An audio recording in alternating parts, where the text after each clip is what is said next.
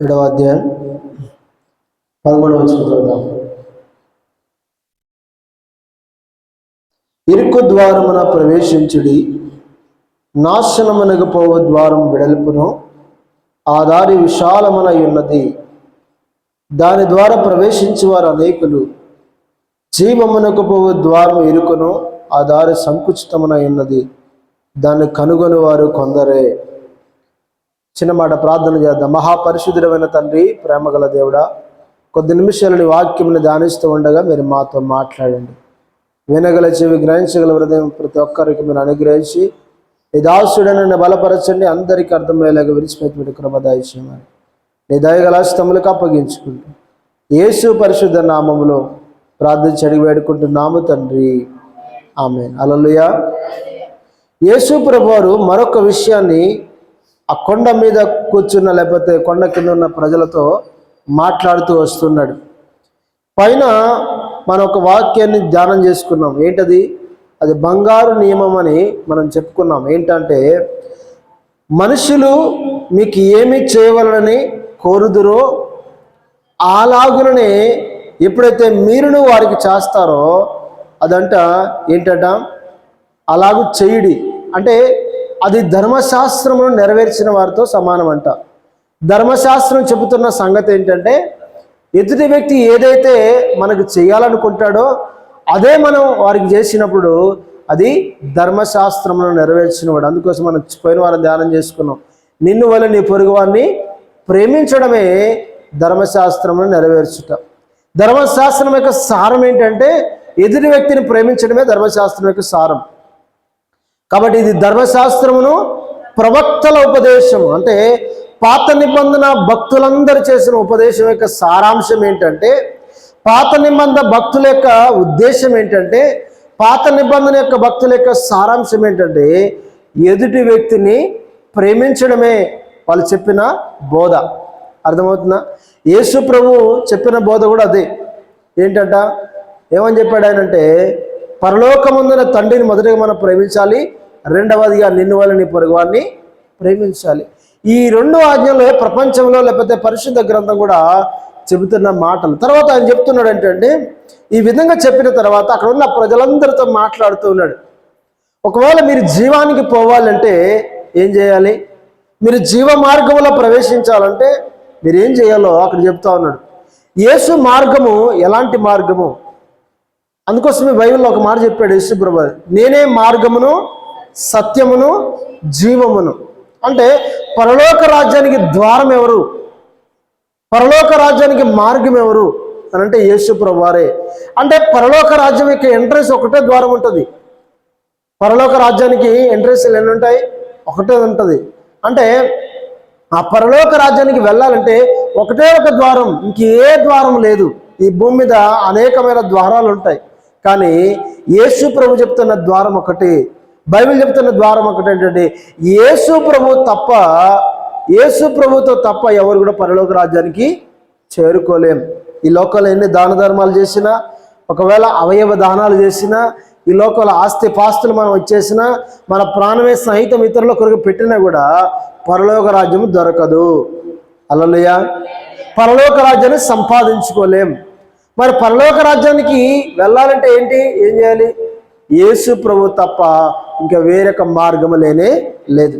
అయితే ఆ మార్గం ఎలాంటిదంటే, చూడండి, యేసు ప్రభు దగ్గరికి వచ్చే మార్గం ఎలాంటిదంట? చూడండి, అక్కడ అంటారు, ఇరుకు ద్వారమున ప్రవేశించుడి. యేసు ప్రభు ద్వారం ఎలాంటిదంట? ఇరుకు ద్వారము. అంటే ఆ ద్వారము చాలా ఇరుకుగా ఉంటుందంట. ఇప్పుడు చాలామంది మనం చూస్తే ఏ ద్వారంలో ప్రవేశించడానికి ఇష్టపడుతూ ఉంటారు? విశాల మార్గంలో లేకపోతే వెడల్పుతో కూడిన మార్గంలో ప్రవేశించడానికి ఇష్టపడతారా?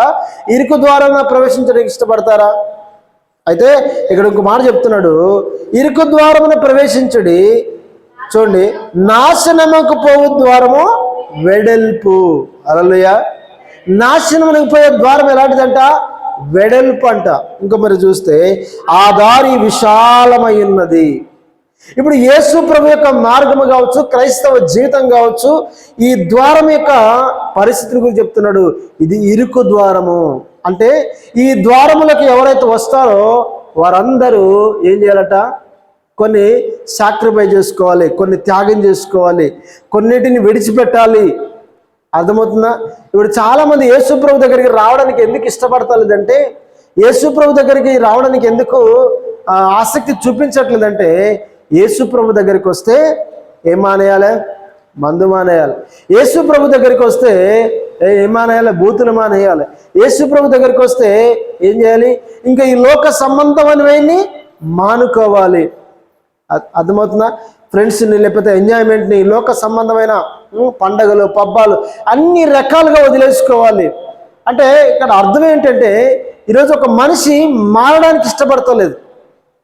ఏం మారడానికి అంటే, యేసుప్రభు మార్గం మంచి మార్గము, అయ్యా నువ్వు ఈ మార్గంలోకి వస్తే నీ జీవితం బాగుంటుంది, నీ కుటుంబం బాగుంటుంది అని చెప్తే అది ఎవరికి ఇష్టం లేదు. ఏ మార్గాలు కావాలి వాళ్ళకు?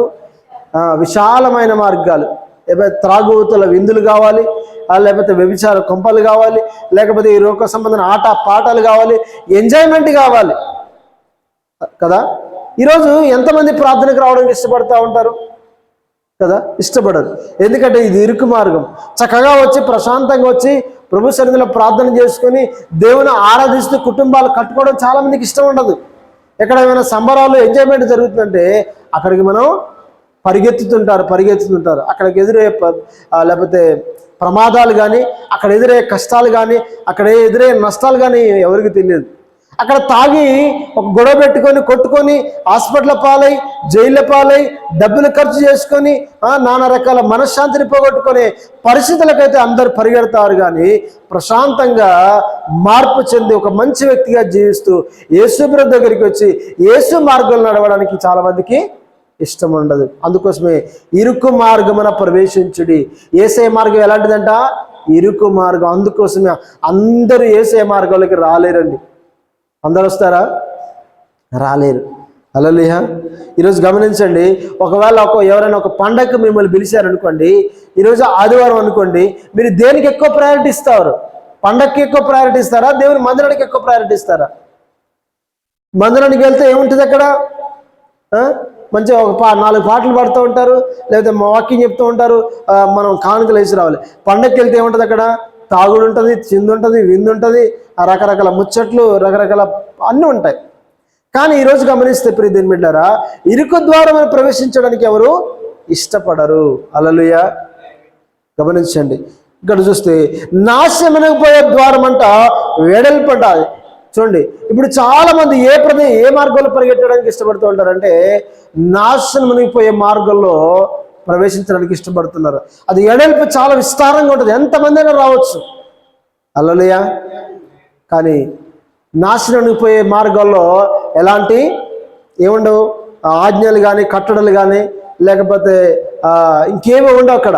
కానీ ఇరుకు ద్వారా మనం ప్రవేశించాలంటే కొన్ని త్యాగం చేసుకోవాలి. కుటుంబాలు కొన్నిసార్లు తల్లిదండ్రులే వెలివేస్తుంటారు, కొన్నిసార్లు కుటుంబాలు వెలివేస్తుంటాయి, కొన్నిసార్లు బంధువులు, స్నేహితులు, లేకపోతే అందరూ కూడా వెలివేస్తుంటారు. కొన్నిసార్లు యేసుప్రభు దగ్గరికి వచ్చినప్పుడు ప్రాణ స్నేహితులు కూడా దూరం అయ్యే పరిస్థితి ఉంటుంది. అర్థమవుతుందా? యేసుప్రభు దగ్గరికి వస్తుంటే అనేకులు ఎగతాళి చేస్తుంటారు. యేసుప్రభు దగ్గరికి వచ్చిన వాడేమో ఆ విధంగానే ఉంటాడు, మిగతా వాళ్ళందరూ మంచిగా ఉన్నతమైన స్థానంలో ఎదుగుతుంటారు, మంచి ఉద్యోగాలు సంపాదిస్తుంటారు, మంచిగా కార్లు కొనుక్కుంటారు, మంచి ఇల్లు కట్టుకుంటారు, అన్ని రకాలుగా సెటిల్ అయినట్టుగా కనబడతారు.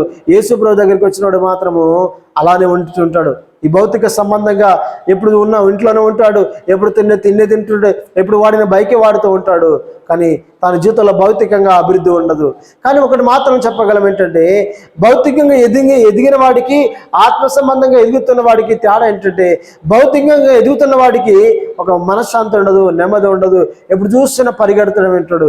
కానీ ఒకవేళ ఆధ్యాత్మికంగా ఎదుగుతున్న వాడికి హృదయాంతరంగంలో నెమ్మది, ప్రశాంతత, ఆనందము ఉంటుంది. హల్లెలూయా. అర్థమవుతుందా? ఈ విధంగా మనం చూస్తే ఆనందం ఉంటుందంట. బైబిల్లో మీకు ఒక భక్తుడిని మనం చూస్తే, ఆ భక్తుడు చూద్దాం తర్వాత, ఆ దారి అంట విశాలమైనదంట. ఈరోజు దేవుని మందిరానికి ఎక్కువ వస్తున్నారా? సినిమా థియేటర్లకు ఎక్కువ మంది వెళ్తున్నారా? ఆ ద్వారం విశాలమైనది కదా. చూడండి, అక్కడ దాని ద్వారా ప్రవేశించేవారు అనేకులు, నాశనం పోయే ద్వారాలకి అనేకులు పరిగెడుతున్నారు ఈరోజు కదా. ఈరోజు తాగుదామంటే అనేకులు గుంపు కొడతారు, అరే ప్రార్థనకు రారంటే మాత్రం నో. మరి ఎందుకు ఇక్కడ ఏమన్నా చెడు మాటలు చెప్తారా ప్రార్థనలో? తప్పులు చేయమని చెప్తారు ఇక్కడ ప్రార్థనలో? లేకపోతే ప్రార్థనకు వస్తే ఏమైనా కష్టాలు ఎదురవుతుంటాయా? ఎదురవుతుంటాయి ఖచ్చితంగా. ఎందుకంటే లోకానికి వేరే జీవించడానికి ఎప్పుడైతే ప్రయత్నం చేస్తుంటాడో, ఎప్పుడైతే మంచిగా బ్రతకాలనుకుంటాడో శ్రమలు స్టార్ట్ అవుతుంటాయి. లేదు చెడుగా బ్రతకాలంటే ఎలాంటి శ్రమలు ఉండవు, కానీ మంచిగా బ్రతకాలనుకుంటే ఖచ్చితంగా శ్రమలు అనేవి వస్తూ ఉంటాయి. హల్లెలూయా. కాబట్టి ఈరోజు చాలామంది పరిగెడుతున్నారు. ఎంత ఘోరం అంటే ఈరోజు ఎంత దౌర్భాగ్యమైన పరిస్థితులు. ఈరోజు యువత అంతా కూడా పాడైపోతున్న పరిస్థితిలో ఉన్నారు. ఈరోజు తల్లిదండ్రులు లెక్క చేయకుండా, కుటుంబాలు లెక్క చేయకుండా వేలకు వేల రూపాయలు ఏం చేస్తున్నారు? సినిమా థియేటర్లకి లేకపోతే ఫ్లెక్సీలకి, వారి హీరోలకి సమర్పించుకుంటే ఈరోజు కుటుంబాలు పాడు చేసుకుంటారు. కొంతమంది ఆ హార్ట్ అటాక్ ద్వారా సినిమా చూసి చనిపోతున్నారు. కొంతమంది ప్రయాణంలో వస్తే యాక్సిడెంట్ల ద్వారా చనిపోతున్నారు. ఎందుకు? ఏంటి ఆ ప్రేమ? అది ఎక్కడ తీసుకెళ్తుంది వాళ్ళకి అర్థం కావట్లేదు. ఈరోజు ఈ మార్గం, నేను చేస్తున్న పని ఏంటని ఒకసారి అర్థం చేసుకుంటున్నాడా? నేను ఎందుకు తాగుతున్నాను, ఎందుకు జీవిస్తున్నాను, ఎందుకు ఇలా పరిగెడుతున్నాను, వారి ద్వారా నాకేమైనా ప్రయోజనం కలుగుతుందని ఎప్పుడైనా ఆలోచించాడా? తన ప్రాణం పోయినప్పుడు తన కుటుంబం వీధుల పాలవుతుంది, తన పిల్లలు బజార్న పడుతున్నారు, అడుక్కునే పరిస్థితి వారికి ఏర్పడుతున్న సంగతి వారికి జ్ఞాపకం రావట్లేదు. కానీ వారి యొక్క హీరో కొరకు, వారి యొక్క ఫ్యాన్ కొరకు ఏదైనా చేయడానికి ఇష్టపడుతున్నారు. ఎంత దౌర్భాగ్యమైన పరిస్థితిలో ఉన్నారు చూడండి. ఈరోజు విశాలమైన మార్గాలు పరిగెడుతున్నారు చాలామంది. ఈరోజు సుఖ సౌఖ్యాల కొరకు పరిగెడుతున్నారు. ఈరోజు నాశనానికి పోయే మార్గాలు పరిగెడుతున్నారు ఈరోజు. మరి నాశనం తర్వాత ఏముంటుందన్న సంగతి వారికి అర్థం కావట్లేదు. మరణించిన తర్వాత ఏముంటుందన్న అర్థం కావట్లేదు. హల్లెలూయా. యేసు ప్రభువుని నమ్ముకోవడం అంటే అంత ఈజీ కాదు, కానీ కొన్నిసార్లు ఈజీయే. ఎందుకంటే యేసు ప్రభువుని నమ్ముకోవడం వల్ల ఏదైనా గొప్ప పని చేయాలా? యేసు ప్రభువుని నమ్ముకోవడం అంటే కొంతమంది వారి దేవుని కొరకు, లేకపోతే వారు వెంబడిస్తున్న దేవుని కొరకు కొన్ని ఏం చేస్తారు తెలుసా? 100 మెట్లు 20 మెట్లు మోకాలపై ఎక్కుండి వెళ్తుంటారు కదా. కానీ ఆ మార్గము, లేకపోతే వాళ్ళు వెళ్తున్న మార్గము వాళ్ళ పరలోక రాజ్యానికి తీసుకెళ్తుందో తెలియదు. కానీ వాళ్ళు గుడ్డిగా ఏం చేస్తున్నారు? వాళ్ళు దేవుని కొరకు ఎంతో ప్రయాసపడుతుంటారు. ఇప్పుడు ఉదాహరణకి కొంతమంది భక్తులు వారి యొక్క మాలధారను దర్శించినప్పుడు ఏం చేస్తారో తెలుసు, వాళ్ళ దేవుని కొరకు కొన్ని వేల రూపాయలు వెచ్చిస్తుంటారు, కొంత సమయం వెచ్చిస్తుంటారు, కడుపు మార్చుకుంటారు, ఎంతో భక్తి చేస్తూ ఉంటారు. కానీ చివరికి వారి గమ్యం ఏంటో వారికి తెలియదు. కానీ ఉన్నంతసేపు అది మాత్రం క్రమంగా భక్తి చేస్తుంటారు. మరి యేసు ప్రభువుని నమ్ముకోండి, నిత్య జీవం ఇస్తాడు దేవుడు. యేసు ప్రభువుని నమ్ముకుంటే పరలోక రాజ్యం నీకు ఇస్తాడంటే, ఈరోజు రేపు నమ్ముకుంటాను, ఎల్లుండి నమ్ముకుంటాను, చూద్దాంలే అని వాయిదాలు వేస్తున్నారు. హల్లెలూయా. హల్లెలూయా. ఈరోజు చనిపోయిన వ్యక్తి కూడా ఎన్నోసార్లు, అయ్యా మీరు బాప్తిజం తీసుకోండి, వృద్ధాప్యంలో ఉన్నారు, ఏ గడియ ఏ క్షణమో మరణం సమీపిస్తుంది, మనకు తెలియదు కాబట్టి బాప్తిజం తీసుకోండి అని చెప్తే, ఎండాకాలం తీసుకున్నాం, వానాకాలం తీసుకున్నాం, ఆ కాలం ఈ కాలం తీసుకుందాం అని చెప్పేసి ఏంటంటే ఏం చేశాడు? రోజులు గడుపుతూ వచ్చాడు. ఈరోజు మంచాన పడి ప్రాణం పోయే పరిస్థితికి వచ్చినప్పుడు కూడా ఆ ఆలోచన వచ్చిందో రాలో తెలియదు. కాబట్టి గుర్తుపెట్టుకోండి ప్రియదేని బిడ్డలారా, ఒక్క చిన్న మాట, ప్రభువా నేను పాపిని, నన్ను క్షమించు అని మనం వెళ్ళి యేసుక్రీస్తు నామమున ప్రతి వాడు బాప్తిసం పొందేది సరిపోతుంది, అంతే. దానికి ఏం చేయాల్సిన అవసరం లేదు, 1000 రూపాయలు ఖర్చు పెట్టాల్సిన అవసరం లేదు, ఏదో కొన్ని టన్నుల బియ్యం లేకపోతే మూటలు ఎత్తుకొని ప్రయాసపడిన అవసరం లేదు. అవసరం ఉందంటారా? చిన్న పని యేసు ప్రభు దేవుడని, నీ కొరకు చనిపోయాడని, నువ్వు పాపమని గ్రహించి, నీ పాపముల రక్తంలో కడగబడతాయి నువ్వు ఒక విశ్వసించి ఒప్పుకొని నువ్వు వెళ్ళి ఒక్క 5 నిమిషాలు ఏం చేయాలి? ఇలా ఒప్పుకున్న తర్వాత వెళ్ళి ఆ నీళ్ళలో బాప్తిసం తీసుకుంటే అప్పుడు నీ జీవితం మార్పు చెందుతుంది కదా. అప్పుడు నీ జీవితం, నువ్వు పరలోక రాజ్యానికి హక్కుదారుడు అవుతావు కదా. ఇది ఏమన్నా ఒక గంట 10 గంటలు చేసే పనా, లేకపోతే ఒక వారం అంతా చేసే పనా, లేకపోతే ఒక నెలంతా చేసే పనా కాదు కదా. ఒక్క 5 నిమిషాలే, 5 నిమిషాల సమయం దేవుని కొరకు హెచ్చించకపోవడం వల్ల ఈరోజు నిత్య నాశనంలో, నిత్య నరకంలో, యుగాలు అయ్యో అని కాలాల్సిందే కదా, కాలాల్సిందే లేదా? హల్లెలూయా. ఒక పాట ఉంటుంది ఏంటంటే, చాలా విచిత్రంగా చాలామంది ఏం చేస్తుంటారంటే దేవుడు చెప్పే మాటలు లేకపోతే సేవకులు చెప్తున్న మాటలు వినరు, గ్రహించరు. ఇరుకు ద్వారమున అంటే ఇప్పుడు వృద్ధాప్యంలో ఉన్నావు, మరి వృద్ధాప్యంలో ప్రభువుని నమ్ముకుంటే నష్టమా నీకు? నువ్వు పాపం చేయడానికి పరిగెత్తే వ్యక్తి కాదు కదా, త్రాగడానికి పరిగెత్తే వ్యక్తి కాదు కదా, ఇతరులపై పంచాలు చేసే వ్యక్తి కాదు కదా. మరి అలాంటప్పుడు చిన్న ప్రార్థన చేసి నువ్వు యేసుప్రభు అనుకుంటే ఈరోజు నిత్య జీవం సంపాదించుకునే వారిగా కదా, ఎంత దుఃఖకరం. ఒక్క 5 నిమిషాలు కనుక యేసుప్రభు వారికి ఇచ్చిస్తే ఈరోజు ఆ వ్యక్తి పరలోక రాజ్యంలో ఉండేవాడు. హల్లెలూయా. కానీ ఆ 5 నిమిషాలు కూడా దేవుని కొరకు ఇవ్వకపోవడం వల్ల ఈరోజు యేసుప్రభు లేకుండానే చనిపోవాల్సిన పరిస్థితి. హల్లెలూయా. ఇరుకు ద్వారమును ప్రవేశించడానికి ఇష్టపడరు. ఇంకోటి ఏంటంటే సాతాను కూడా ఇష్టపడనివ్వడు, సాతాను కూడా వెళ్ళనివ్వడు, యేసుప్రభు దగ్గరికి వెళ్ళనివ్వడు. విశాల మార్గానికి అయితే అనేకులు పరిగెడతారు. ఇప్పుడు మంచి మాట చెప్తే ఎవరికి నచ్చుతుంటారా? అరే తాగకుండా ఉండరా, కాసేపు కొంచెం నీ కుటుంబాన్ని కాపాడుకో, నీ పిల్లల్ని పోషించుకో, నీ కుటుంబాన్ని సరి చేసుకో అని చెప్తే వినరు. అది తాగుదారా అంటే పరిగెత్తుకుంటూ వస్తారు. అరే ఎందుకు చెప్తున్నారు ఈ మాటలు నీకు గుర్తుండవు కదా. ఇంకో మాట చూస్తే అక్కడ అంటాడు, ఆ దారి విశాలమైనదట. ఈరోజు చాలా మంది పరిగెడుతున్నారు, వేల కొలది ప్రజలు, లక్షల కొలది ప్రజలు దేని కొరకు పరిగెడుతున్నారంటే విశాలమైన మార్గాలు. అక్కడ ఏముండవు, కట్టుదిట్టాలు ఏముండవు వాళ్ళకి. తాగినా అనేవాడు ఉన్నాడు, తిట్టినా అనేవాడు ఉన్నాడు, వ్యభిచారం చేసినా ఆడేవాడు ఉన్నాడు, దొంగతనం చేసినా ఆడేవాడు ఉన్నాడు, ఇంక వాడు ఏం చేసినా అనేవాడు ఉన్నాడు ఆ మార్గాల్లో. కానీ యేసు మార్గాల్లో నువ్వు చిన్న తప్పు చేయి, దేవుడు వెంటనే హెచ్చరిస్తుంటాడు. యేసు మార్గంలో నువ్వు చిన్న అబద్ధం ఆడినా వెంటనే దేవుడు గద్దిస్తూ ఉంటాడు. యేసు మార్గంలో నువ్వు చిన్నగా ఒకవేళ ఎవరిపైనా అనవసరం కోపడ్డా కూడా దేవుడు దాన్ని దృష్టిలో తీసుకుంటాడు. నువ్వు అనవసరం కోపడ్డాడు జాగ్రత్త అంటాడు. కానీ ఆ మార్గాలు ఉంటాయా? ఆ మార్గంలో నువ్వు ఏం చేసినా అది నడుస్తుంది.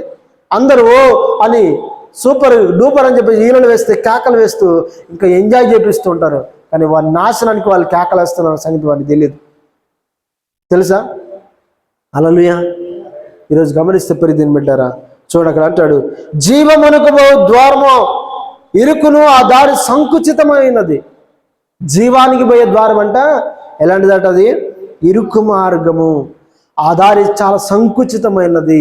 ఈ మార్గంలో అవమానాలు ఉంటాయి, ఇరుకు మార్గంలో. ఈ మార్గంలో నిందలు ఉంటాయి, ఈ మార్గంలో ఆకలి దప్పులు ఉంటాయి, ఈ మార్గంలో కష్టాలు ఉంటాయి, ఈ మార్గాల్లో ఏముంటాయి తెలుసా? కొన్ని రోజులు కన్నీరు కూడా ఉంటుంది. హల్లెలూయా.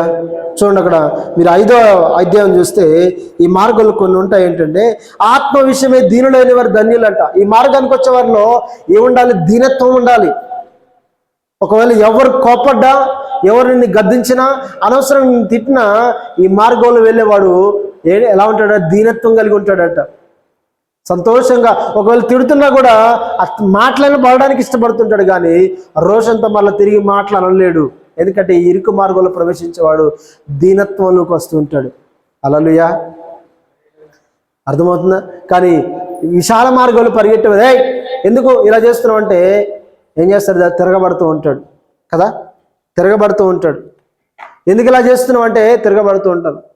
ఈరోజు వాళ్ళు ఎందుకు చేస్తున్నారో తెలియదు, కానీ ఒక చిన్న మాట అన్నా, ఒక చిన్న ఏదన్నా అంటే చాలుగా ఎక్కలేని రోషం, ఎక్కలేని కోపం వచ్చేస్తుంది. మరి వాళ్ళు భక్తి చేస్తున్నారు కదా, వాళ్ళు దేవుని దగ్గర ఉన్నారు కదా, మేము దేవుని పూజిస్తున్నాం అనుకుంటారు, కానీ ఒక చిన్న మాట అంటే చాలు ఎక్కలేని కోపం. అదేనా అది వాళ్ళ భక్తి నేర్పించేది? వాళ్ళ దేవుడు నేర్పించేది అదేనా? తిరగబడమనా? ఒకవేళ ఎవరైనా నిన్ను సరి చేయడానికి ఇష్టపడుతుంటే నువ్వు ఏదో భక్తిపరుడు అన్నట్టుగా ఫీల్ అయిపోయి ఏం చేస్తాడు? తిరగబడుతూ ఉంటారు. హల్లెలూయా. గమనించండి ప్రియమైన బిడ్డలారా. ఇంకా ఈ ఇరుకు మార్గంలో ప్రవేశించేవారట దుఃఖపడువారు ధన్యులు, వారు ఓదార్చబడతారట, దుఃఖపడతారట. జీవితకాలం లేకపోతే యేసు ప్రభు వచ్చేంత వరకు మనం పోయేంత వరకు దుఃఖం ఉంటూనే ఉంటుంది. ఇరుకు మార్గంలో ఏముంటుంది తెలుసా? అందరూ నేను శబాస్ అనరు అంటారా? యేసు ప్రభు నమ్ముకున్నందుకు నువ్వు మంచివాడు అంటారా? యేసు ప్రభు నమ్ముకున్నందుకు నువ్వు మంచి పని చేసావా అంటారా? అనరు ఎవరు. ఎందుకంటే ఈ యేసు ప్రభు నమ్ముకున్నందుకు ఎగతాళి చేసేవారు ఎక్కువ అవుతుంటారు. యేసు ప్రభు నమ్ముకున్నందుకు అవమానపరిచేవారు ఎక్కువ ఉంటారు. యేసు ప్రభు నమ్ముకున్నందుకు నువ్వు ఆ మతంలోకి వెళ్ళావని చెప్పేసి తిట్టేవారు ఎక్కువ మంది అవుతుంటారు. అర్థమవుతుంది. కొన్నిసార్లు యేసు ప్రభు కొరకు దుఃఖపడవలసిన, ఏడవలసిన పరిస్థితులు కూడా వస్తుంటాయి. ఇంకో చూస్తే చూడండి, నీతి కొరకు ఆకలి దప్పుల వలె ధన్యులు, వారు తృప్తిపరచబడతారు. నీతి కొరకు ఆకలి దప్పులు గలవారు ధన్యులు. అంటే యేసు ప్రభు మార్గంలో, ఇరుకైన మార్గంలో కొన్నిసార్లు ఏముంటాయంట? ఆకలి దప్పులు ఉంటాయట. యేసు ప్రభు కొరకు మనం పరిగెడుతున్నప్పుడు ఏముంటాయి? కొన్నిసార్లు కరువు వచ్చేస్తుంటుంది, కొన్నిసార్లు ఇబ్బందులు వస్తుంటాయి, కొన్నిసార్లు సరిగా తినడానికి కూడా కొన్ని పరిస్థితులు ఉండవు. హల్లెలూయా. కాబట్టి ప్రియదేని బిడ్డలారా, బైబిల్లో ఒక భక్తుడు అంటాడు, అపోస్తలుడైన పౌలు అంటాడు ఏంటంటే, రోమీలకు రాసిన పత్రిక మీరు ఒకసారి చూస్తే 8వ అధ్యాయం, రోమీలకు రాసిన పత్రిక 8వ అధ్యాయం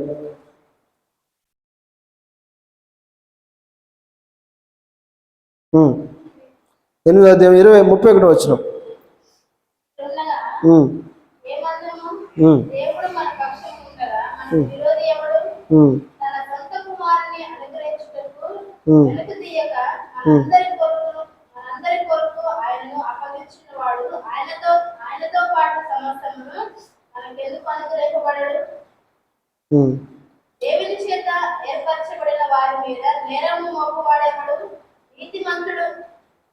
నీతిమంతులుగా తీర్చువాడు దేవుడే, శిక్ష విధించువాడెవడు? చనిపోయిన క్రీస్తు యేసే.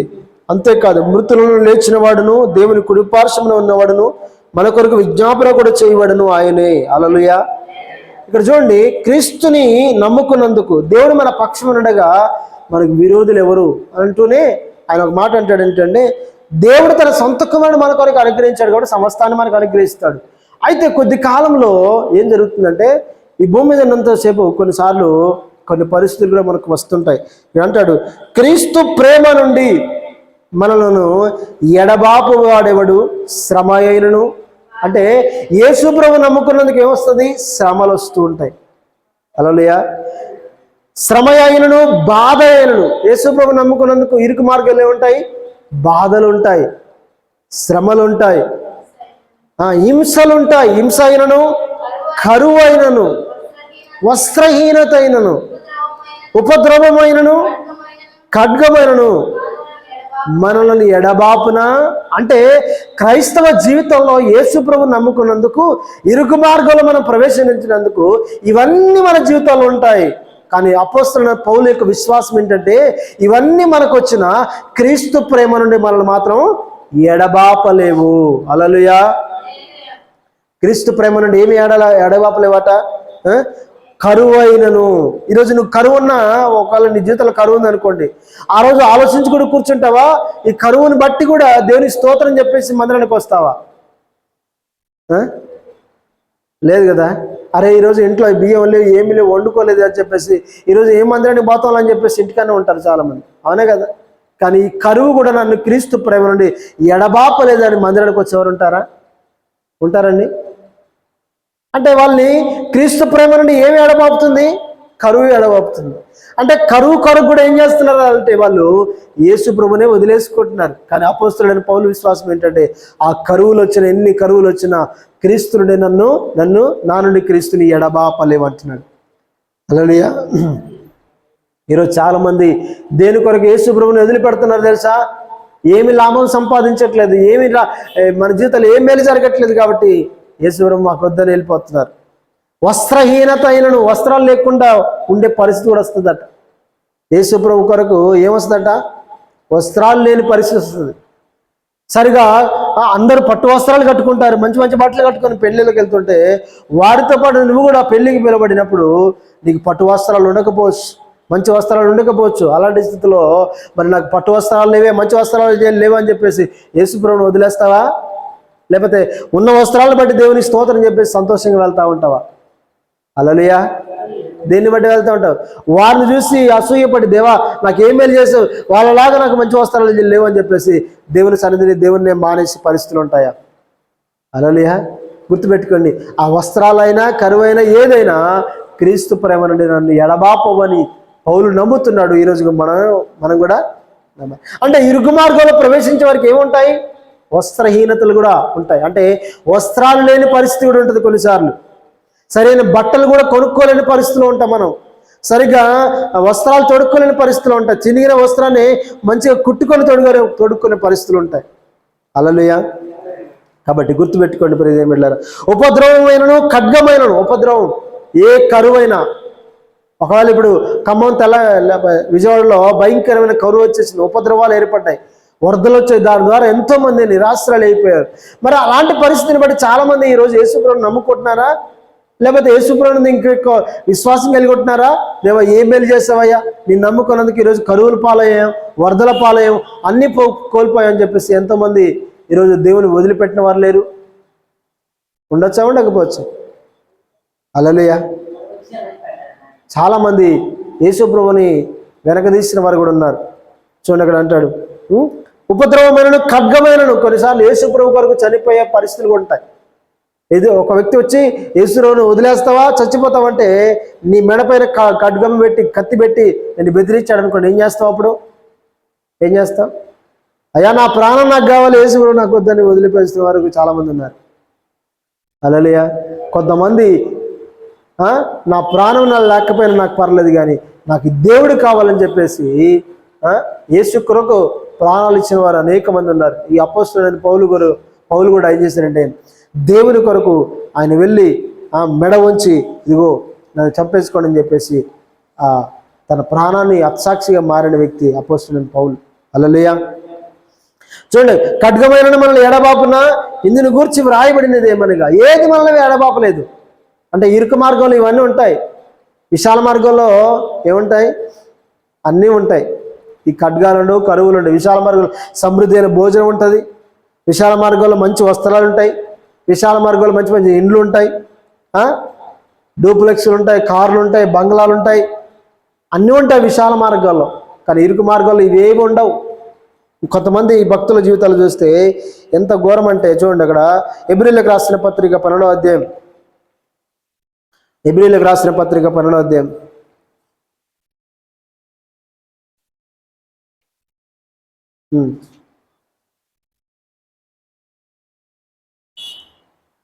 సారీ 11వ అధ్యాయం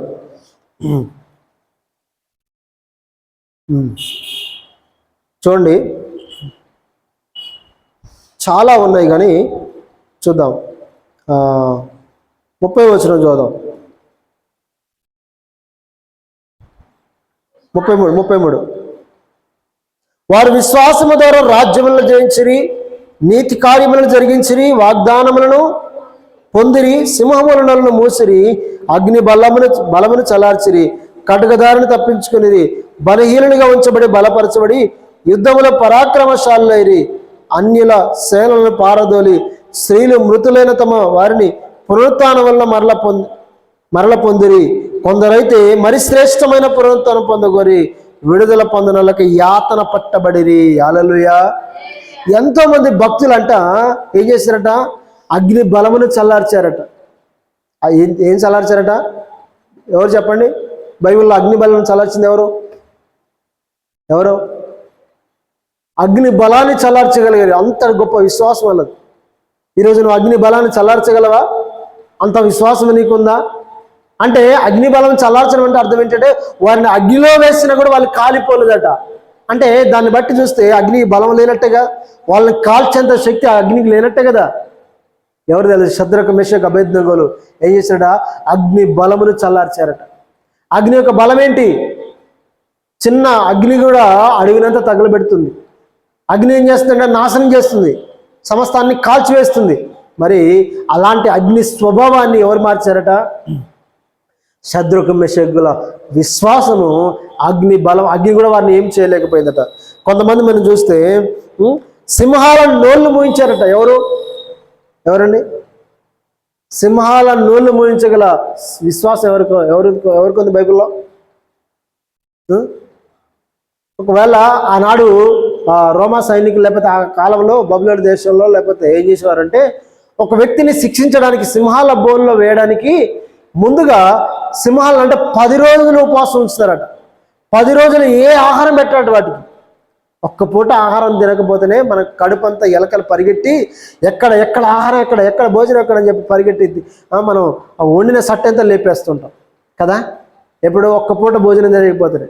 మరి 10 రోజులు భోజనం చేయకపోతే సింహాలు ఎంత ఆకలితో ఉండాలి, ఎంత ఆరాటంతో ఉండాలి. ఎక్కడ మాంసం దొరుకుతుంది అని చెప్పేసి ఎదురు చూస్తున్నాయట.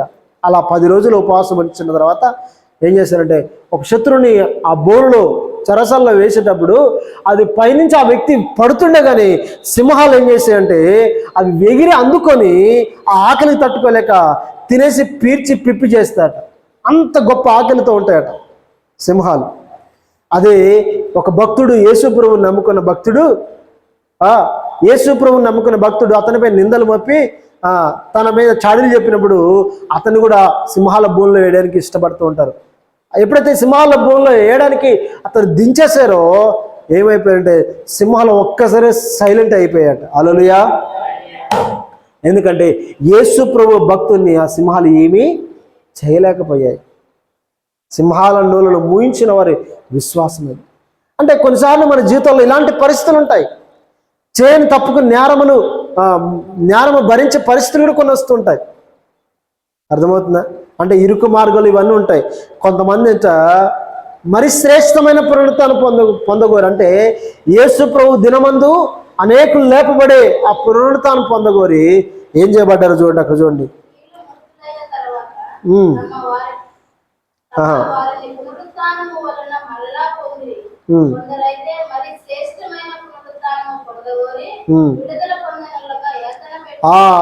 విడుదల నందగా యాతన పెట్టబడిరట.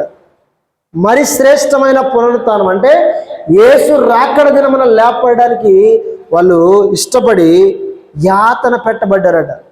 మీరు చూస్తే 18వ శతాబ్దంలో కొంతమంది క్రైస్తవులు ఎంత భయంకరంగా హింసించబడ్డారంటే తెలుసా మీకు? ఒక వ్యక్తిని క్రీస్తు నమ్ముకున్నందుకు ఒక చెట్టుకు వేలాడదీసి చంపేస్తున్నప్పుడు ఎలా చంపేసేవారంటే మోకాళ్ళ వరకు పెట్రోల్ పోసి ఆయిల్ పోసి తగలబెట్టేశారట. మోకాళ్ళ వరకు. ఇప్పుడు మోకాళ్ళ వరకు తగలబెట్టేసిన తర్వాత ఆ రోజు వదిలేసి మళ్ళీ రెండో రోజు ఏం చేసేవారంటే మరి మోకాళ్ళ వరకు తగలబడిన తర్వాత ఎలా ఉంటుంది పరిస్థితి? వాళ్ళ ప్రాణం తీయరు, అలాగే ఏలాడ తీస్తుంటారు. మోకాళ్ళ వరకు కాళ్ళని కాళ్ళ పెట్టేశారు. ఇప్పుడు చిన్న బాగా మంచిగా ఉడుకుతున్న అన్నం ఒక ప్లేట్ పట్టుకుంటేనే మన చేయికి ఒకవేళ గాయం అయితే ఎలా ఉంటుంది తెలుసా? ఆ రోజంతా ఎలా ఉంటుంది? ఒకవేళ నిప్పు కనుక మన ఏలికి తగిలిందనుకో ఎలా ఉంటుంది ఆ రోజంతా? బొక్కెక్కి ఒక రకంగా వేదన ఉంటుంది కదా. మరి మోకాళ్ళ వరకు తగలబెట్టిన తర్వాత వాళ్ళ పరిస్థితి ఎలా ఉంటుంది? అప్పుడు వాళ్ళు మోకాళ్ళ వరకు తగలబెట్టినా కూడా వాళ్ళు ఏమన్నారంటే ఏసే దేవుడు, ఏసు రక్తమే చేయమన్నారట. రెండవ రోజు మరలా మోకాళ్ళ నుండి మళ్ళీ నడువుల వరకు, మళ్ళీ నడువుల నుండి మూడవ రోజు మరలా తలభాగం అంతా. ఈ విధంగా వాళ్ళని స్టేజీల ప్రకారం తగలబెడుతూ వచ్చారట. అయినప్పుడు కూడా వారు ఎంత యాతన పెట్టబడుతున్నా, ఎంత హింసించబడుతున్నా ఏసే దేవుడు అని పలికారు తప్ప ఏసు మాకొద్దరు అనలేదాన్ని. హల్లెలూయా అన్నారా? అనలేదాన్ని. ఒక స్త్రీని ఒక చిన్న బాలుని పట్టుకొని హింసిస్తున్నప్పుడు ఇగో యేసు ప్రభువుని వదిలేస్తామని కుమారుని చంపేనా అని బెదిరిస్తున్నారట. అమ్మా వింటున్నారా? యేసు ప్రభుని వదిలేస్తావా, నీ కుమారుని చంపాలని ఒక తల్లిని బెదిరిస్తున్న తన కుమారుడు పట్టుకొని. అయితే ఒకవేళ కుమారుడిపై ప్రేమతో తల్లి ఒకవేళ అయ్యా నాకు యేసు ప్రభు ఏమొద్దు, నా కుమారుడు నాకుంటే చాలు అంటదేమో అనుకొని ఒకవేళ చిన్న కుమారుడు ఏం చేస్తున్నాడు? అమ్మా నా కొరకు మాత్రం నువ్వు యేసు ప్రభుని వదిలేయద్దు, అమ్మా యేసు ప్రభు దేవుడు కాదని చెప్పొద్దు నా కొరకు. ఒకవేళ నేను ఈరోజు చనిపోయినా రేపు పరలోక రాజ్యంలో నిన్ను కలుసుకుంటాను, నేను కూడా ఒకవేళ పరలోక రాజ్యం వస్తే అక్కడ కలుసుకుందాం. ఇక్కడ మాత్రం నీవు నా కొరకు ఏం చేయొద్దు, యేసు ప్రభువును వదిలేస్తానన్న మాట కానీ యేసు ప్రభు దేవుడు కాదన్న మాట కానీ నువ్వు అనొద్దు అని ఆ కుమారుడు ఎప్పుడైతే ఆ మాట చెప్పాడో తల్లికి ఒక రకమైన బలం వచ్చేసింది. యేసే దేవుడు చెప్పి తన తల్లి కళ్ళ ముందే కుమారుడు చంపేశారు. హల్లెలూయా. ఏంటంటే రేపటి దినాన్న వాళ్ళ నిరీక్షణ ఏంటి, వాళ్ళ విశ్వాసం ఏంటంటే ఈ లోకంలో మనం విడిపోయిన క్రీస్తు కొరకు, ఈ లోకంలో మనం ప్రారంభమైన క్రీస్తు కొరకు రేపు పరలోక రాజ్యంలో మనం కలుసుకుంటాం. పరలోక రాజ్యంలో యుగయుగాలు దేవునితో ఉంటాం. కాబట్టి ఆ భాగ్యాన్ని పోగొట్టుకోవద్దు. ఒకవేళ ఈరోజు యేసు ప్రభు దేవుడు కాదు, ఒకవేళ నా కుమారుడు నాకు కావాలి అనుకుంటే మన ఇద్దరం కలిసి నరకానికి వెళ్ళిపోతాం. ఆ నరకం భయంకరం, దానికంటే ఇది మేలు కదా అని చెప్పేసి వాళ్ళ విశ్వాసము ఎంత గొప్ప విశ్వాసం. యాతన పెట్టబడ్డారట చాలామంది. బైబిల్లో కూడా ఎంతోమంది యాతన పెట్టబడ్డారు, ఎంతోమంది హింసించబడ్డారు. యేసు ప్రభు నమ్ముకున్నందుకు పేతురుని ఎలా సిలివేశారంటే తిరగల సిలివేశారట. ఒకవేళ యేసు ప్రభులాగా సిలివేద్దామని పేతురుని తీసుకెళ్ళినప్పుడు ఆయన అన్నాడంట, అయ్యా యేసు ప్రభు అంత గొప్ప వ్యక్తి నేను కాదు, ఆ విధంగా సిలువ వేయడానికి నాకు అర్హత లేదని చెప్పేసి పేతురు గారు ఏం చేశాడు, నన్ను తిరగల సిలువే అని చెప్పేసి అన్నాడట పేతురు. ఈరోజు ఆ విశ్వాసం అనుకుంటుందా? కొంతమంది భక్తులంట ఏం చేశాడు, చర్మాన్ని వదిలేసి చంపేశారట. చర్మం అంతా ఒలిచారు. యేసుప్రభు నమ్ముకున్నందుకు. యేసుప్రభు శిష్యుల్లో ఒక వ్యక్తిని ఏం చేశారట, చర్మమంతా ఓల్చేశారట. ఒక పశువుకి ఓల్చినట్టుగా చర్మమంతా ఓల్చేసి చంపేశారట. హల్లెలూయా. ఈరోజు ఎంతోమంది భక్తులు వారి ప్రాణముల కంటే ఎక్కువ ఎవరిని ప్రేమించారు? యేసు ప్రభువుని ప్రేమించారు. అది ఇరుకు మార్గం, అది జీవ మార్గం. ఈరోజు ఆ మార్గంలో ప్రవేశించడానికి నేను ఇష్టపడుతున్నావా? ఈరోజు చిన్న శ్రమ రాగానే, చిన్న కష్టం రాగానే ఈరోజు యేసు ప్రభువుని వదిలేస్తున్నారు ఈరోజు కదా. నిన్నటి దినం వచ్చిన వారంతా ఏమైపోయారు ఈరోజు? వారి విశ్వాసం ఏ విశ్వాసం అది? అలాంటి బాధలు, అలాంటి కష్టాలు వస్తాయి, వీళ్ళు అసలు యేసుప్రభు ముందు నిలబడతారా? మనం నిలబడతామా? మనకంటే ముందున్న భక్తుల జీవితాలు వచ్చిన కష్టాలు, వారి ప్రాణపాయ పరిస్థితులు, వారు హింసించిన విధానం కనుక ఒకవేళ మన జీవితంలో కొద్దో గొప్ప వస్తే ఈరోజు యేసుప్రభును వెంబడిస్తారంటారా? ఈరోజు ఒక 100 రూపాయలు పని దొరికిందంటేనే యేసుప్రభు వదిలేస్తున్నారు. ఈరోజు ఒక చిన్న తలనొప్పి వస్తుందంటేనే ఈరోజు మందిరానికి రావట్లేదు. ఈరోజు ఏం పోతాం అని చెప్పేసి ఒక 2 రూపాయలు టాబ్లెట్ తెచ్చుకొని వేసుకొని మందిరానికి వచ్చేవారు లేరు. ఈరోజు ఉన్నారంటారా? ఈరోజు ఆనాడు విశ్వాసానికి ఈనాడు విశ్వాసానికి ఏమైనా పొంతనుందా? నక్కకి కొంతమంది చెప్తారు కదా, నక్కకి నాగలోకానికి. లేకపోతే ప్రభు అంటాడు కదా, మీ మాటలు, మీ తలంపులు అంట భూ సంబంధం, నా తలంపులు ఆకాశం అంతా ఎత్తుగలవంటాడు. ఆయన ఆలోచనలకి మన ఆలోచనలకి ఎంత తేడా అంటే, భూమికి ఆకాశానికి ఎంత తేడా ఉంటుందో అంత తేడా ఉంటుందట. హల్లెలూయా. ఇరుకు మార్గంలో ప్రవేశించడం అంత ఈజీ కాదు. యేసు ప్రభువుని నమ్ముకోవడం అంటే అంత ఈజీ కాదు. అంటే నమ్ముకోవడం ఈజీ కానీ జీవించడం కష్టం. నమ్ముకోవడం ఈజీ కానీ యేసు ప్రభువుకు బ్రతకడం కష్టం. బ్రతకడం కష్టమా? నమ్ముకోవడం కష్టమా? నమ్ముకోవడం ఏంటి? విశ్వాసంతో, ఈ నోటితో ఒప్పుకొని, హృదయంలో విశ్వసించి, ఆయన ప్రభువుని ఒప్పుకొని విశ్వసించి ఏం చేయాలి? ఆయన రక్షకుడని నమ్ముకొని చాలు, నీ పాపాలు క్షమించబడతాయి. కానీ ఆయన కొరకు జీవించాలి. దినదినం, గంట గంట, ప్రతి నిమిషం, ప్రతి క్షణం కూడా జీవించాలంటే అంత ఈజీ కాదు. హల్లెలూయా. సరే, ముగిస్తున్నాను. ఇక చూడండి, అక్కడ చదువుదాం. మరికొందరు తిరస్కారములను, కొరడా దెబ్బలను, మరికొందరు ఏం చేశారట? తిరస్కారాలు పొందారట, కొరడా దెబ్బలు తిన్నారట. హల్లెలూయా. ఏం తిన్నారు? కొరడా దెబ్బలు, యేసు ప్రభువుని నమ్ముకున్నందుకు. ఇంకా బంధకములను, ఖైదీగా ఎంచబడ్డారు. అంటే యేసు ప్రభువుని నమ్ముకున్నందుకట జైలు కూడా వెళ్ళారట. జాన్ బానీ అనే వ్యక్తి అంట యేసు ప్రభు కొరకు 16 సంవత్సరాలు జైలు అనుభవించాడట. ఎన్ని సంవత్సరాలు? అక్కడిని ఆ యాత్రికుని ప్రయాణం అనే ఒక బుక్ రాస్తుంటాడు జాన్ బానీ అనే ఒక భక్తుడు. ఎంతోమంది భక్తులు అండి. మరి ఆ చెరసాల్లో ఉన్నందుకు ఏమైనా దుఃఖపడ్డారు వాళ్ళు? నో. పౌలు శీలలు కూడా చెరసాల్లో వేయబడ్డారు. వేయబడినప్పుడు ఏమన్నారు? వాళ్ళు పాటలతో, కీర్తనలతో దేవుని గణపరిచారట. మనమైతే అయ్యో, దేవుని నమ్ముకునేందుకు ఎన్ని కష్టాలు వచ్చాయి, దేవుని నమ్మినందుకు ఎన్ని ఇబ్బందులు వచ్చాయి, ఈ కష్టాలు మా కుటుంబాన్ని, మా పిల్లల్ని అయ్యో మేము విడిచిపెట్టి వచ్చామే అని ఏడుస్తుందా మనమైతే. కానీ వాళ్ళు మాత్రం ఏం చేశారట? నా స్తుతి పాత్రుడా నా యేసయ్యా, నా ఆరాధనకు నీవే యోగ్యుడవయ్యా అనుకుంటూ, నా స్తుతి పాత్రుడు అనుకుంటూ పాటలు పాడుతున్నారట జైల్లో పడి. రక్తాలు గారుతూ, కాళ్ళకి గాయాలు, చేతులుగా గాయాలయ్యి రక్తాలు గారుతుండగా దేవుని పాటలతో, ప్రార్థనలతో స్తుతిస్తున్నారు. మనమైతే ఏం చేస్తాం? ఇరుకు మార్గంలో ప్రవేశించే వారి చాలామంది, కొంతమందినంట. ఇక్కడ చూడండి, అక్కడ ఇక వివరించడానికి చాలా టైం పడుతుంది. కొంతమంది రాళ్లతో కొట్టబడ్డారు, రంపములతో కోయబడ్డారట. యేసు ప్రభువుని నమ్ముకున్నందుకు రాళ్లతో కొట్టబడ్డారట. అపోస్తలుడైన పౌలు కూడా ఏం చేశారట? రాళ్లతో కొట్టి ఇక చచ్చిపోయాడు అని చెప్పేసి ఊరు బయట ఇసిరేశారట. అయితే దేవుడు మరలా కృప చూపి బ్రతికించి వెంటనే దిగ్గులు లేచి మరలా స్వార్థ ప్రకటించడానికి వెళ్ళిపోయాడట. అరే, యేసు ప్రభువుని నమ్ముకున్నందుకు నన్ను రాళ్లతో కొట్టి చంపుతున్నారే, నీ సేవ చేయని ఏం చేయాలని చెప్పేసి ఆయన ఇంటికి వెళ్ళిపోలేదు. ఆయన మరలా దిగ్గులు లేచి దులుపుకున్నాడట. ఎట్లా దులుపుకున్నాడు? ఒకవేళ ఏదైనా మన చెత్త మనం పడితే దులుపుకుంటాం కదా, అలా దులుపుకున్నాడట. ఒకవేళ చూడండి, ఒక వ్యక్తిని రాళ్లతో కొట్టాలంటే ఏ రాళ్ళతో కొడతారు? చిన్న చిన్న రాళ్ళతో కొడతారా? ఏ రాళ్ళతో కొడతారు? వాళ్ళు చెయ్యికి అభ్యంత రాళ్ళు తీసుకొని కొడతారు. మరి అంతమంది రాళ్ళతో కొడుతున్నప్పుడు, అంతమంది రాళ్ళు చంపుతున్నప్పుడు ఆయన పరిస్థితి ఎలా ఉందంటారు? స్టెఫెన్ని కూడా రాళ్ళు చంపారట. అప్పుడు ఆయన చూస్తున్నాడు, స్తెఫను చూస్తున్నప్పుడు అంట ఏం జరిగిందంటే పరలోక దర్శనం కనబడుతుందంట. పరలోక ద్వారం తెరబడి పిలుస్తున్నాడు, రా స్తెఫను పైకి రా అని చెప్పేసి. అంటే చనిపోయేటప్పుడు కూడా స్తెఫనునికి పలికిన మాట ఏంటి తెలుసా? యేసు ప్రభు తర్వాత పలికిన ఒక శ్రేష్టమైన మాట, తన జీవితకాలంలో ఒకే ఒక భక్తుడు పలికాడు యేసు ప్రభు లాగా. తండ్రి వీరు ఏమి చేస్తున్నారో వీరు ఎరుగరు కనుక వీరు క్షమించమని పలికిన భక్తుడు ఎవరంటే స్తెఫను. తండ్రి వీరేమి చేస్తున్నారో వీరు ఎరుగరని క్షమించమని పలికిన భక్తుడు స్తెఫను. అంటే స్తెఫను జీవించిన కాలం కొద్ది కాలమే.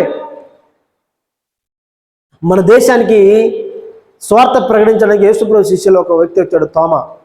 ఆ తోమా కేరళ రాష్ట్రంలో లేకపోతే ఆ ప్రాంతానికి దేవుని స్వార్థ ప్రకటించడానికి కొన్ని వందల వేల మైళ్ళ దూరం నుండి వచ్చాడు ఆయన ఈ దేశానికి.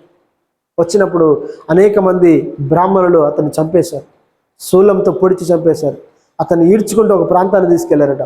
తీసుకెళ్ళి చంపుదామని అతన్ని చూస్తున్నప్పుడు అతను మోకాళ్ళపై పడి దేవునికి ప్రార్థన చేస్తున్నాడట. చంపుదామని చూస్తున్నప్పుడు కత్తి తీసుకొని ఇక్కడ నరుకుతున్నప్పుడు ఆ స్వరం తెగట్లేదట, ఆ కత్తికి తెగట్లేదట. అరే ఏంటిది స్వరం తెగట్లేదని చెప్పేసి అనుకుంటున్నప్పుడు ఎంత ట్రై చేసినా తెగట్లేదట. అప్పుడు తోమ ప్రార్థన చేసినట్టు, దేవా నా ఆత్మని చేతికి అప్పగిస్తున్నాను, కానీ వెంటనే ప్రాణం పోయింది. హల్లెలూయా. చూడండి, దేవుని కొరకు వాళ్ళు ఎంతగా హింసించబడ్డారు, దేవుని కొరకు ఎంత ప్రయాసపడ్డారు వాళ్ళు. తోమ చేసిన అద్భుతం ఏంటో తెలుసా? ఇప్పటికీ ఒక మహాద్భుతం చేశాడంట. నిజంగా మీ దేవుడైతే మా దేవుడు, నిజంగా మా దేవుడైతే నిరూపించుకుందామని చెప్పేసి నీళ్లు పైకి ఇస్తున్నప్పుడు ఎవరి ఆగిపోతే వారి దేవుడు నిజమని చెప్పాడట. అనేక మంది నీళ్లు పైకి ఇస్తారు కానీ ఎవరి నీళ్ళు ఆగలేదు. తోమా ఇస్తున్నప్పుడు ఎట్లా ఇస్తున్న నీళ్ళు అట్లే ఆగిపోయాయట. అద్భుతం చేశాడు దేవుడు తోమా ద్వారా. ఆ అద్భుతాన్ని చూసి ఎంతోమంది వ్యక్తులు బ్రాహ్మణులు క్రీస్తుని నమ్ముకున్నారు కేరళ ప్రాంతాల్లో. అంటే ఇరుకు మార్గం ప్రవేశించడం అంటే అంత ఈజీ కాదు. ముగిస్తున్నాను. ఇక చాలా ఉన్నాయి, ఇవన్నీ ధ్యానించడానికి ఇప్పుడు సమయం సరిపోదు. కానీ రంపములతో కొట్టబడ్డారట, రాళ్ళతో కొట్టబడ్డారు, శోధింపబడ్డారు, ఖడ్గముతో చంపబడ్డారు, గొర్రె చర్మములు మేక చర్మములు వేసుకొని దరిద్రులు అయినారట. ఎంతమంది దరిద్రులు అయి జీవించారట. వస్త్రాలు లేక గొర్రె చర్మాలు మేక చర్మాలు వేసుకొని జీవించారట. ఈరోజు మనం జీవిస్తామండి, ఏదో ఆకులు ఆలమని కట్టుకొని వేసు కొరికి బ్రతుకుతామని ఎవరైనా అనుకుంటారా? లేదు, నాకు మంచి వస్త్రాలు వేసే కావాలి. ఏసా నాకు ఎందుకు మంచి వస్త్రాలు ఇవ్వట్లే, ఫస్ట్ పట్ట వస్త్రాలు నేను ఏసే దగ్గర మారం చేస్తుంటాను. దరిద్రులై ఉన్నారంట. అంటే ఏమీ లేనివారుగా, గృహాలు లేనివారుగా, ఇల్లు లేనివారుగా, కనీసం తినడానికి భోజనం లేనివారుగా ఉన్నారట. యాత్రికులు అంట. మనం ఎవరని తెలుసా? కొంతమంది ఊర్లకి యాత్రికులు వస్తుంటారు తెలుసా మీకు? అలాంటి వారు మనం. ఇక్కడ కొద్ది రోజులు ఉంటాం, మరొక ఊర్లో కొద్ది రోజులు ఉంటారు వాళ్ళు. అదే విధంగా ఈ లోకంలో ఎలా ఉన్నామంటే యాత్రికులంగా. చూడండి అక్కడ అంటాడు, మేక చర్మలు వేసుకుని దరిద్రుల నుండి శ్రమపడి హింస పొందుతూ అడవులలోను, కొండల మీదను, గుహలలోను, సొరంగములలోను. వారు ఎక్కడెక్కడ తిరిగారట? అడవులలో, కొండలలో, గుహలలో, సొరంగములలో. ఎందుకు? మళ్ళాక వారికి ఇల్లు లేవు, మళ్ళాక వారికి భవనాలు లేవు. ఈరోజు మనకి మంచి ఇల్లున్నా కూడా ఆ ఇల్లుని బట్టి దేవుని స్తోత్రం చెప్పం. మనకు మంచి వస్త్రాలను కూడా ఆ వస్త్రాలు బట్టి దేవుని స్తోత్రం చెప్పం. కానీ ఇంకా మంచి ఇల్లు కావాలి, ఇంకా మంచి వస్త్రాలు కావాలి, ఇంకా కావాలి. ఈరోజు మంచి ఆహారం ఉన్నా కూడా దేవా ఏం ఆహారం ఇచ్చాలే అని చెప్పేసి మనం సరుగుతూ ఉంటాం. పాపం వాళ్ళకి ఏమి లేదట, సరే ఇండ్లు లేవు, నివాసాలు లేవు. అట్టి వారికి చూడండి, దేవుడు అంటున్నాడు, అట్టి వారికి ఈ లోకం యోగ్యమైనది కాదు. వీరందరూ అట్టి వారికి ఈ లోకం యోగ్యమైనది కాదు. వీరందరూ తమ విశ్వాసం ద్వారా సాక్ష్యం పొందిన వారైనను మనం లేకుండా సంపూర్ణమైన కాకుండా నిమిత్తము. చూడండి అక్కడ అంటే అట్టి వారికి ఈ లోకం యోగ్యమైనది కాదు. ఎవరికి యోగ్యమైనది కాదు ఈ లోకం?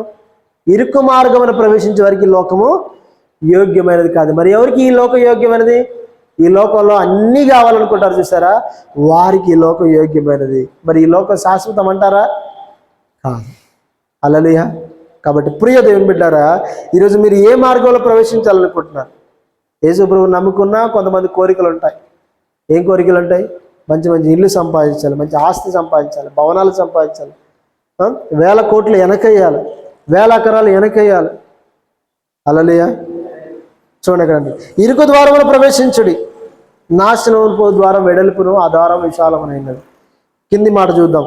జీవమునకు పో ద్వారము ఇరుకును, ఆ ద్వారి సంకుచితమునైనది, దాన్ని కనుగొరు వారు కొందరే. హల్లెలూయా. ఆ కొందరిలో నేను ఉండాలి. హల్లెలూయా. ఆ కొందరిలో ఎవరు ఉండాలి? నీవు ఉండాలి, నేను ఉండాలి. మరి ఎలాంటి శ్రమలు వస్తాయి మనకి ఇరుకు ద్వారంలో? ఇప్పుడు ధ్యానించినవన్నీ మన జీవితంలో ఒకవేళ రావచ్చు, రాకపోవచ్చు. వచ్చినా కూడా దేవునికి స్తోత్రం, రాకపోయినా దేవునికి స్తోత్రం. కానీ సిద్ధపడి కలిగి ఉండాలి. హల్లెలూయా. ఏం కలిగి ఉండాలి?